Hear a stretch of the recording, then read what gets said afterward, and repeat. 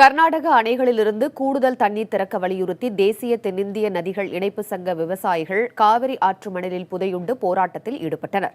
போதிய தண்ணீர் திறந்து விடப்படாததால் தமிழகத்தில் குறுவை சாகுபடி பொய்த்து போய்விட்டதாகவும் தற்பொழுது சம்பாவும் கேள்விக்குறியாகிவிட்டதாக விவசாயிகள் வேதனை தெரிவிக்கின்றனர். மத்திய அரசு தமிழக விவசாயிகளின் நலனின் அக்கறையின்றி செயல்படுவதாகவும் போராட்டத்தில் ஈடுபட்டவர்கள் குற்றம் சாட்டியுள்ளனர். மேலும் காவிரி பிரச்சினையை கர்நாடக அரசு அரசியலாக்குவதாகவும் புகார் தெரிவித்த விவசாயிகள் நதிநீர் பிரச்சினைக்கு மத்திய மாநில அரசுகள் நிரந்தர தீர்வு காணவும் வலியுறுத்தினர். இதையடுத்து அங்கு வந்த காவல்துறையினர் விவசாயிகளை கைது செய்தனர்.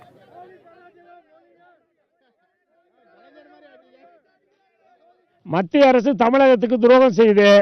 கர்நாடக அரசு 5 லட்சம் 6 லட்சம் ஏக்கர் சாடி பண்ணதுப்பா 45 லட்சம் சாடி பண்ணிருச்சு. அந்த மந்திரி சொல்லிட்டாரு, நாங்கள் 45 லட்சம் 18 லட்சம் ஹெக்டேர் சாடி பண்ணியிருக்கோன்னு சொல்கிறாரு, தண்ணி இருக்குன்னு சொல்கிறாரு. மத்திய நீர்வளத்துறை கர்நாடகத்தில் கடந்த ஆண்டு நிறையா மழை பெய்ஞ்சுன்னு சொல்லிருச்சு. இதெல்லாம் நடந்தும் கூட எங்களுக்கு எதுவுமே செய்ய மாட்டேங்குது மத்திய சர்க்காரு.